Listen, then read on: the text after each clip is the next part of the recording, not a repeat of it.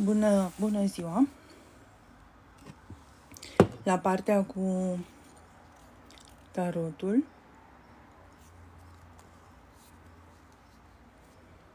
hai să vedem cum merge așa.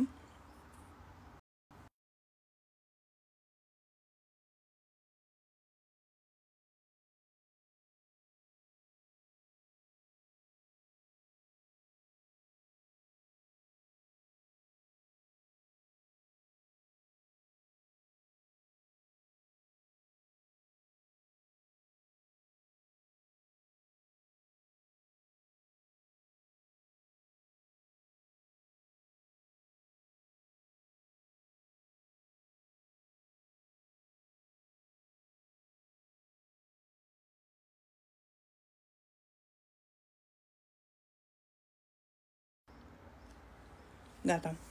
Rezolvat. Astăzi sunt live pe un alt canal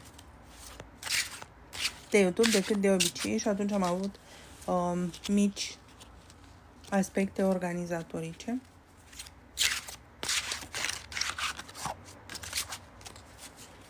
De rezolvat.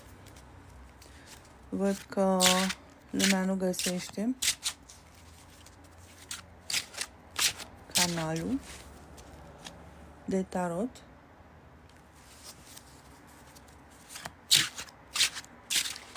Haideți să vedem. Astăzi am același tip de cărți ca și ieri, astea, care sunt absolut fabuloase și sunt fascinante. Îmi place și designul de pe spate și sunt așa un pic metalice. Eu vă aștept să intrați. Bună dimineața, Valerica! Și să vedem ce avem pentru energia săptămânii. Bună dimineața, Simona! Ce avem pentru energia săptămânii? Bună dimineața, Simona!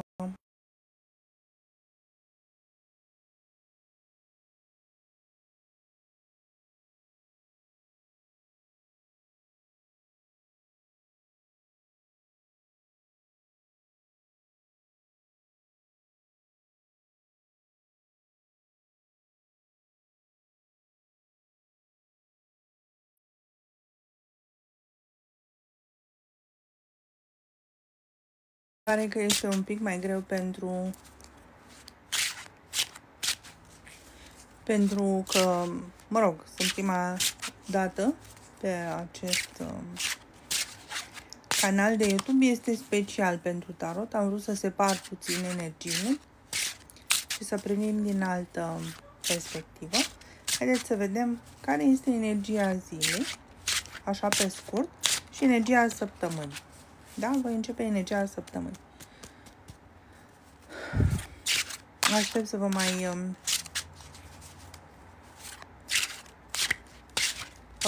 să mai dați share, să ne mai adunăm mai repejor. Sper că auziți pe YouTube, da? Să nu am aceeași problemă de sonor. Știu că pe TikTok auziți. Hai să vedem care este energia săptămânii. Pentru că asta contează și ce putem face noi în această săptămână. Ok.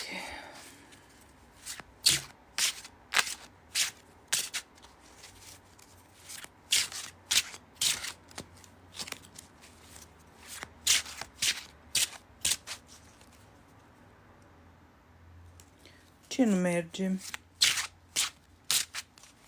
Nu merge YouTube-ul? Hai că trec pe celălalt canal.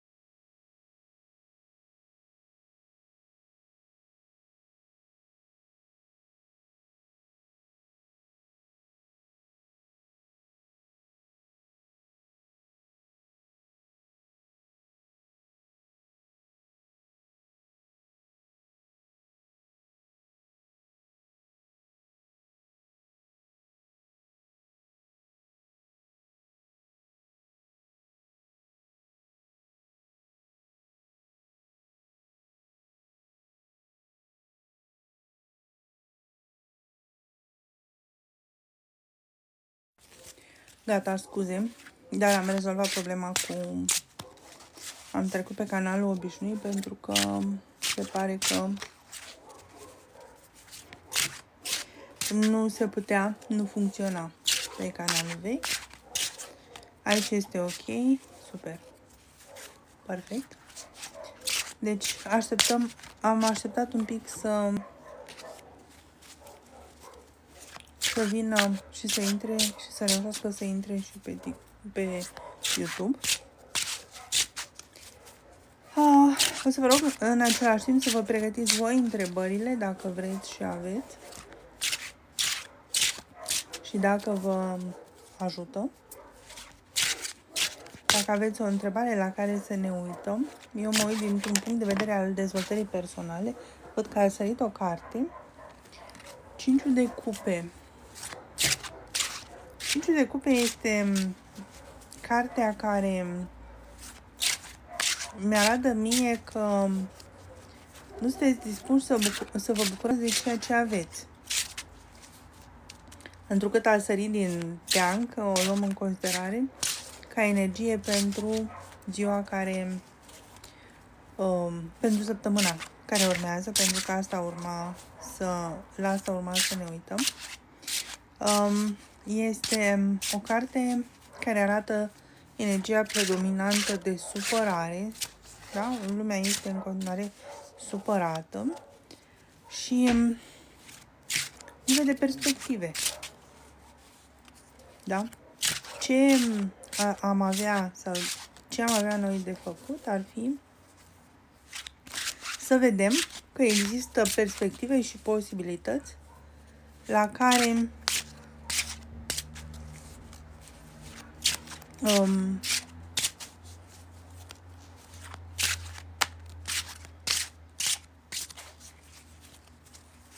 nu ne-am uitat până acum, dar care există la îndemâna noastră.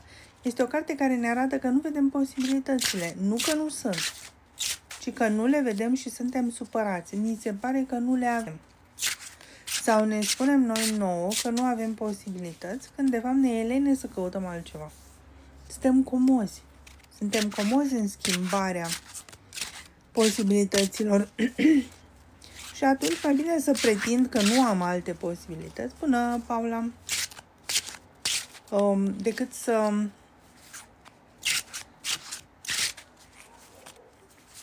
Perfect.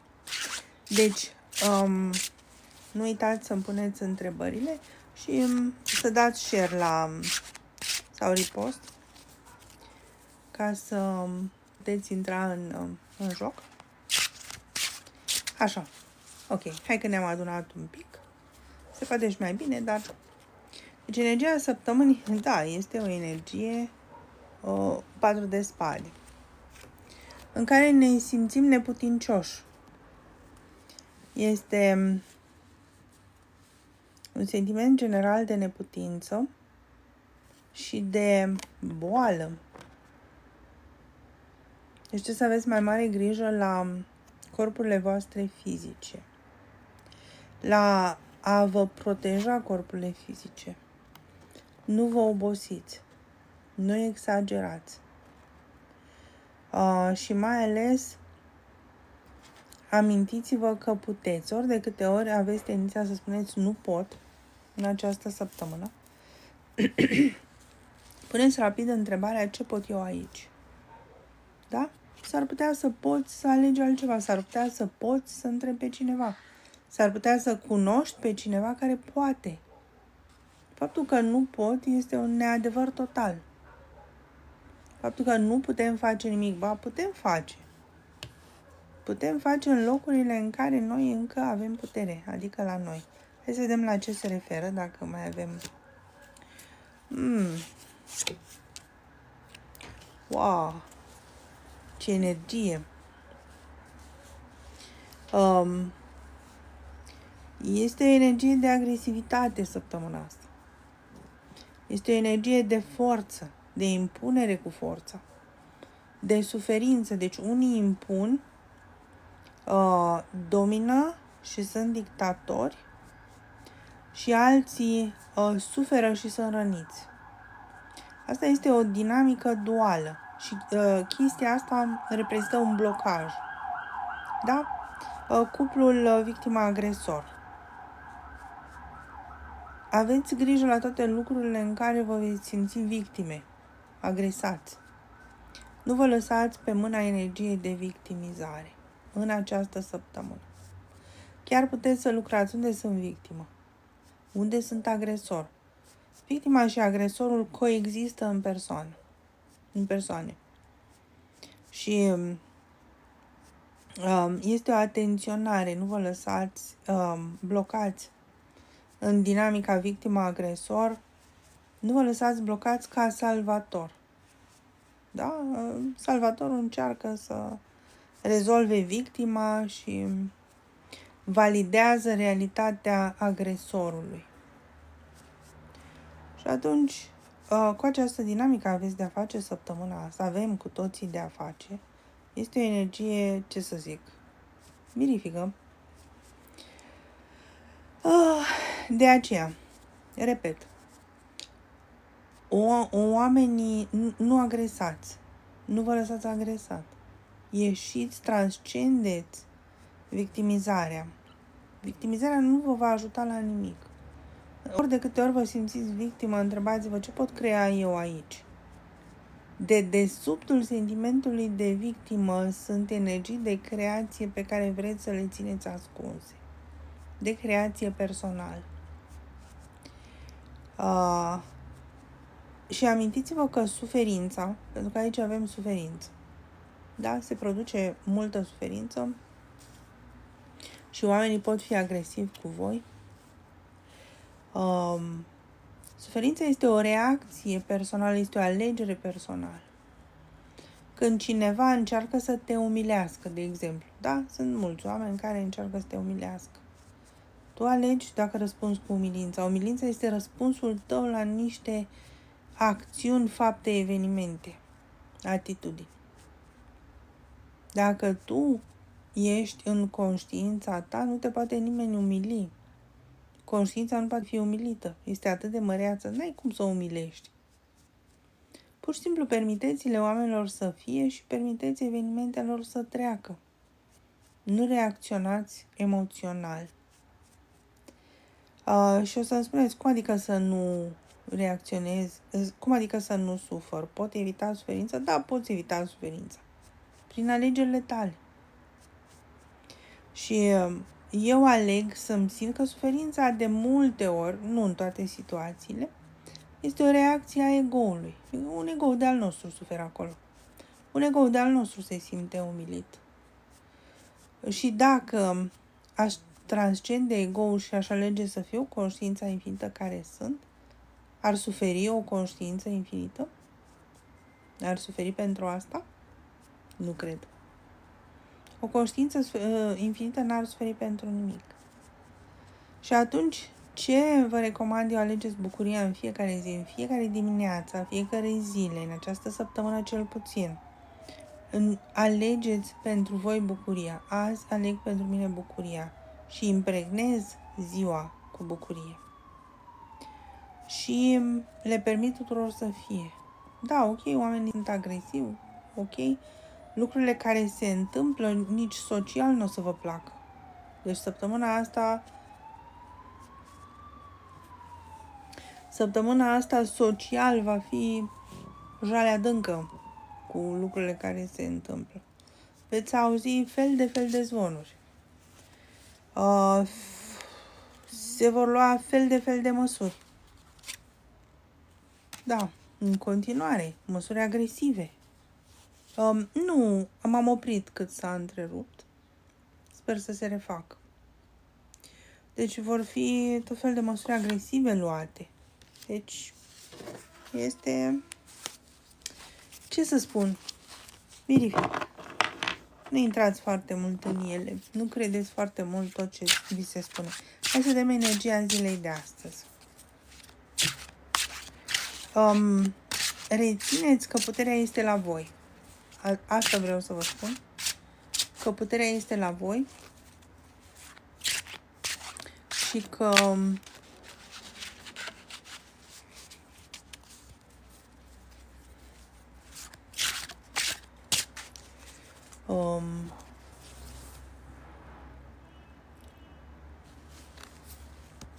s-a întrerupt.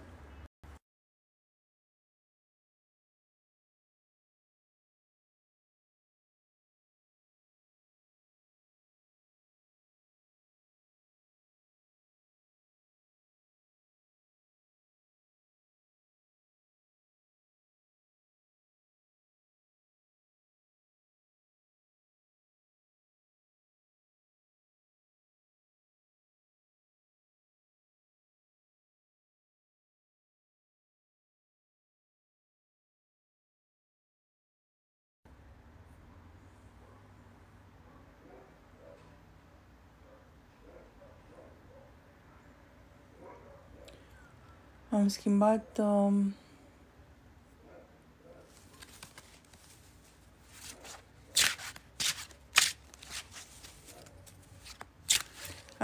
Wi-Fi-ul, să vedem dacă funcționează diferit.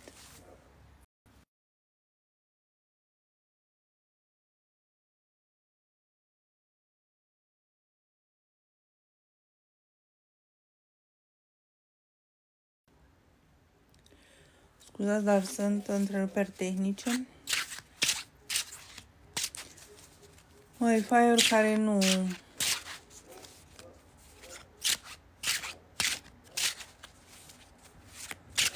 Aș vrea să știu dacă s-a deblocat pe YouTube.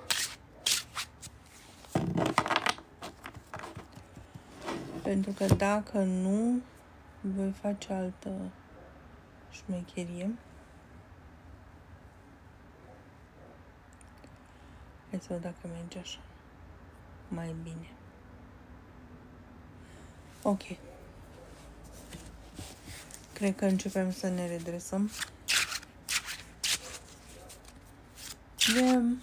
Cu Wi-Fi-urile astea. Hai că ne-am revenit. Bun. Am așteptat să găsesc o soluție pentru voi. N-am mers mai departe. Nu uitați să dați share la video și să puneți ce întrebări vreți. La ce ați vrea să ne uităm. Acum ne uităm la energia zilei. Da? Dacă energia săptămânii este una de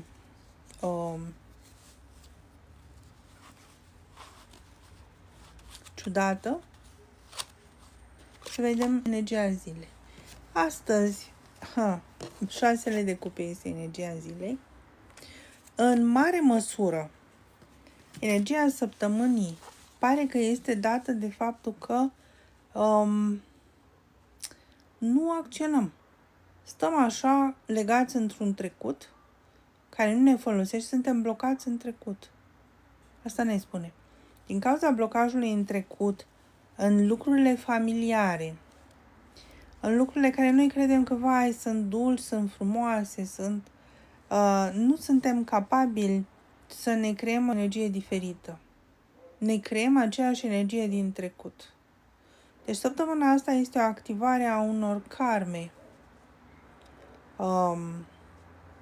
Este o săptămână de activare a unor karme sau a unor aspecte care vin din trecut, din copilărie. Asta este ceea ce se întâmplă azi. Ce aveți de făcut? La ce aveți de lucrat? Nu mai stați cu capul în lucruri care s-au întâmplat în trecut. Nu mai fiți nostalgici. Nu mai fiți nimic, în niciun fel, nu vă mai lăsați afectați de lucrurile din copilărie, povestea este la voi. Nu vă mai scobiți trecuturile, decât dacă știți cum să faceți asta astfel încât să lucrați să le schimbați, altfel nu vă uitați în trecut. Dacă reușiți să vă mențineți în prezent și să vă conectați la un viitor și să vă gândiți la un viitor și să vorbiți despre un viitor și să vă creați un viitor, săptămâna asta pentru voi va fi bună și ziua de azi. Așadar, ori de câte ori vă simțiți trași, mintea voastră vă trage pe șinele trecutului, nu vă duceți. Nu vă duceți. Este foarte simplu. În rest, astăzi, acționați cu încredere în sine, cu energie, puneți bazele întregii săptămâni. Țineți minte că ziua de luni creează bazele întregii săptămâni. Și atunci, cu încredere în voi, cu multă energie, cu multă forță, creați ceea ce vă place să creați pentru această săptămână. Hai să vedem ce anume putem crea astăzi. Hai să vedem ce anume putem crea pentru întreaga săptămână. Da? Noi am văzut pentru ce este săptămâna favorabilă. Pentru magie aveți niște alegeri de făcut. Aveți niște alegeri de făcut, unele din ele sunt iluzii, dar în general toate alegerile pe care le aveți de făcut sunt obiective ale realității. Fiți atenți că s-ar putea în această săptămână să fiți trași în iluzie foarte mult. Da? Deci în această săptămână iluzia este la ea acasă. Deci vă spuneam bine ce vă spuneam. Nu vă uitați la toate zvonurile. Aveți încredere, conectați-vă la conștiință, meditați, rugați-vă ca lucrurile care se preconizează sau ale căror baze se pun în această săptămână să nu aibă loc. Stă în puterea noastră. Este doar o iluzie a minții în care se dorește să fim trași. Nu este o realitate. Și ce să evităm în această săptămână? Hierofant. Asta este expresia autorității. Dar este o autoritate care te face la cap. Care te influențează și te controlează pe tine ca om. Nu este autoritatea socială care conduce lumea doar. Da?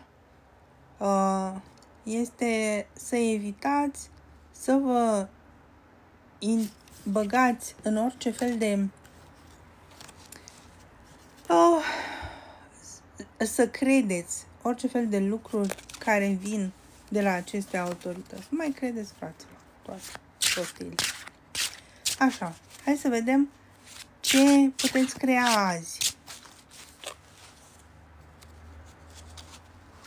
Eu văd că energia este foarte volatilă în această săptămână. Foarte. Și trebuie să fim atenți și să ne strecurăm, pentru că săptămâna va trece și această energie va trece. Ce puteți crea azi? Bani puteți crea, în sfârșit, ceva pozitiv. Da? Puteți crea bani și puteți fi, nu numai bani, este despre generozitate și despre ceea ce le oferiți celorlalți. Ce contribuție puteți să fiți pentru ceilalți? Și atunci vă recomand această întrebare: ce contribuție pot fi eu azi pentru ceilalți? Nu din salvator, ci din contribuție. Și ce să evităm astăzi? Să evităm confruntările, să evităm conflictele, să nu cumva să ne trezim cu vreo bâtă de asta peste cap, peste ochi. Pentru că nu are sens să intrăm în confruntări cu oameni care nu vor să vadă, nu vor să audă. Nu ne folosește, nu ajută la nimic. Da?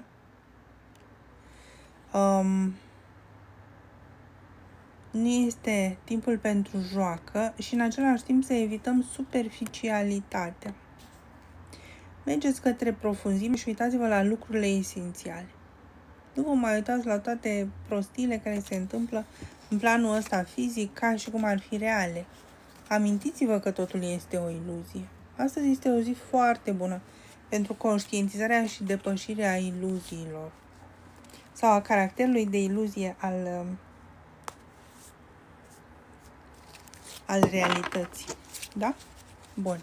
Și acum hai să vedem. Așa că vă înarmați cu răbdare, nu intrați în reacții, nu vă enervați, vor fi multe prostii care vor ieși la suprafață. Vedeți-vă de drumul vostru, strecurați-vă prin întreaga săptămână căutând conștientizările și construiți, creați o energie mai bună. Bine? Ok. Hai să vedem. Ce întrebări aveți pentru mine? Astăzi, cine ce vrea. Deci, Valerica, Mirela, aici erați Cristina 1, Cristina 2, deci sunteți vreo 4. Dar vă aștept, dacă aveți întrebări, să mi le scrieți.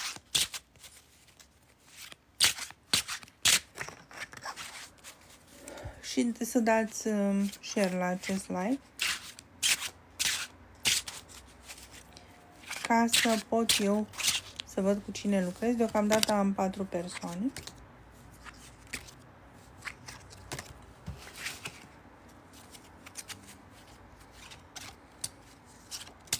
Ce aș putea transforma acum la mine? Claudia. 5. Share înseamnă să ai o săgețică la YouTube și să iei să postezi link-ul pe contul tău. Cel mai bine este pe contul de Facebook. Asta este cel mai simplu și mai rapid. Cauza spirituală a circulației sângelui.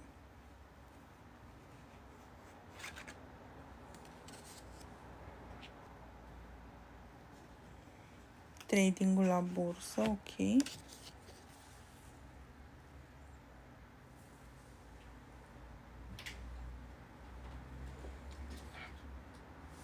Nu. În ce domeniu să fac alegerea azi pentru mine? Asta e o întrebare cam generală, dar să vedem dacă iese ceva din ea.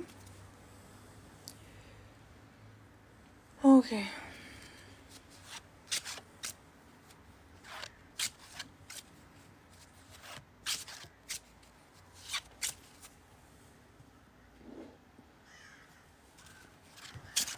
Bun. Hai să alegem. Să văd pe cine alegem și care este cartea câștigătoare. Este Împărăteasă. Da? Cine iese azi? Împărăteasă.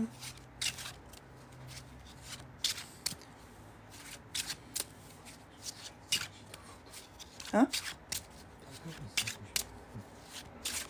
Hai să vedem. Azi începem cu TikTok-ul. Ieri am început cu... Deci Cristina, nu. Cristina 2, nu.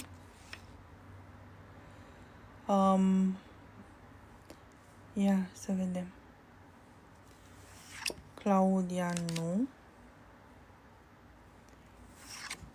Lavinia, nu.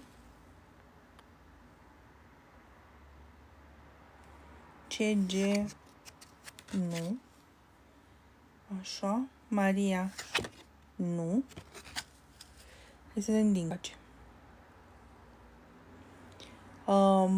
Valerica, nu. Mirela, nu. Interesant.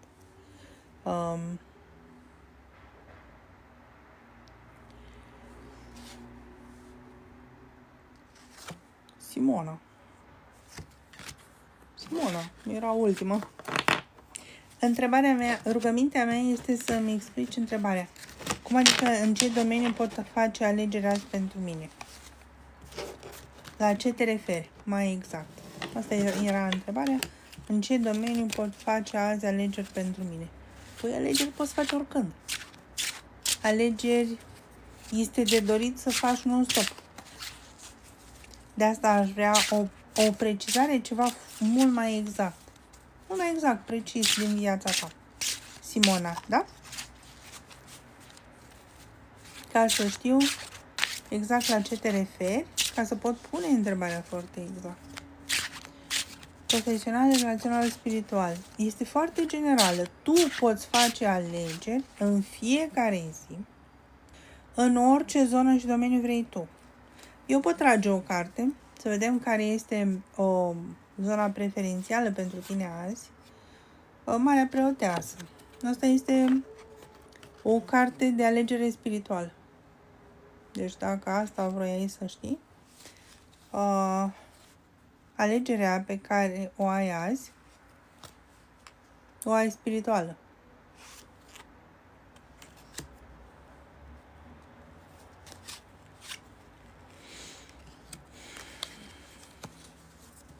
Tu ai o alegere spirituală, deci ai ieșit așa, Marea Preoteasă, și apoi ca și cărți Diavolul și Împăratul. Asta înseamnă așa, tu ai azi de să te conectezi cu tine. Asta este să-ți accesezi informațiile, dar ești atașată de material. Nu știu de ce. Deci, subconștient, pui materialul, structura și ordinea înaintea spiritualului. Da? Deci, mie aici mi se pare că azi ar trebui să te aduci către tine, să te conectezi cu tine. Și materialul înseamnă inclusiv clienții pe care îi ai. Dacă clienții sunt mai importanți pentru tine decât tine, asta înseamnă că materialul este mai important pentru tine. Deci, când spun material, mă refer inclusiv la materialul, partea materială a zonei spirituale. Da? Așa că astăzi fii atentă că ți se cere conectarea cu tine în mod special, nu în timp ce lucrezi. Dacă ai clienți, nu în timp ce lucrezi, ci separat, te așezi frumos într-o meditație cu tine pentru că ai ceva de primit de acolo și restabilește și restaurează conștiința din tine, comunicarea cu conștiința din tine. Pentru că lumea materială, fără să știm, fără să vrem, adesea ne trage în ea. Și întreabă-te, care sunt, unde sunt părțile în care eu mă duc, în care lumea m-a invadat. Pentru că lumea ne invadează și prin clienți. Sunt problemele lor. Sunt problemele lor și ne implicăm uneori atât de tare încât încep să vină peste noi. Da? Asta înseamnă materialul nu este mai important. Nu, clientul nu este mai important. Contează, suntem contribuție, dar nu îl lăsăm să vină peste noi. Și pentru că încep să ne plaseze problemele lor energetice pe noi. Da, oamenii au acest prost obicei, uneori merg la terapeut, doar ca să migreze problemele lor pe terapeut. Și după aia terapeuții au ce să elibera, curăța, lucra. Pentru că noi am învățat oamenii să fie pasivi. Dacă nu îi împuternicim și nu îi ajutăm să vadă că le este de fapt de folos să aibă ceva noțiuni energetice și să știe și ei ce să facă, ei tot vor migra pe noi pentru că așa cred că vine treaba. Dar eu am venit aici să scap de ceva și scap. Scap cu prețul aruncării pe terapeut. Mie asta mi se pare că este ceea ce se întâmplă la tine azi și lucru căruia să îi dai atenție. Asta spun cărțile. Nu-i lăsa pe oameni. Noi ne dorim foarte mult să-i ajutăm. Dar pentru ei ajutatul este să scapi de asta, nu. Cel mai mare ajutor pe care îl pot avea oamenii este să-i faci să conștientizeze unde sunt, ce este cu ei, pentru că altfel nu este util. transferul ăsta de energie de la o persoană la alta nu este ceva. Și asumarea terapeuților, foarte mulți oameni spun că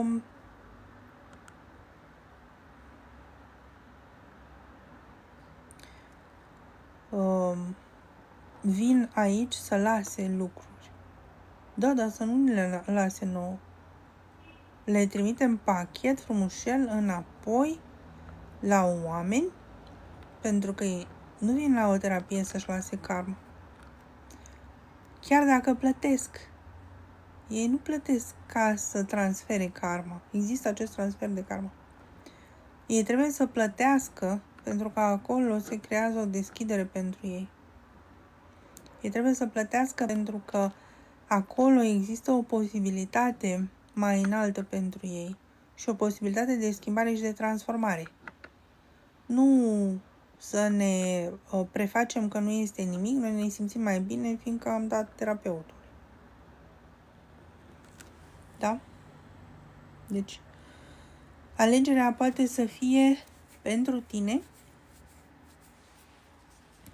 să îți amintești că tu ești cea mai important. Și alegerea poate fi pentru tine să îți amintești că dincolo de profesia ta, tu ai o evoluție personală pe care sau un drum pe care mergi și astăzi este despre drumul tău și nu despre a celorlalți.